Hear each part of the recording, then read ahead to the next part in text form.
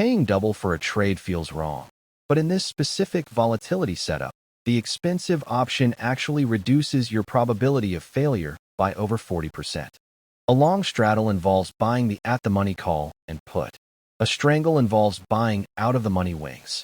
Naturally, the strangle looks attractive because the premium is significantly cheaper, often half the cost of the straddle.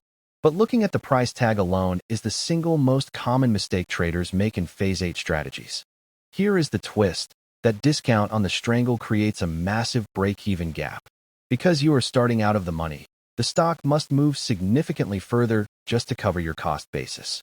You are saving capital, but you are drastically reducing your probability of profit. The market has to move 2x or 3x harder for the strangle to win. Think back to episode 33 on the Greeks. The straddle has higher gamma immediately, meaning your delta expands faster the moment the stock moves. The strangle suffers from gamma lag. It moves slowly at first, wasting precious time while waiting for the price to reach your strikes. So, does the strangle ever win?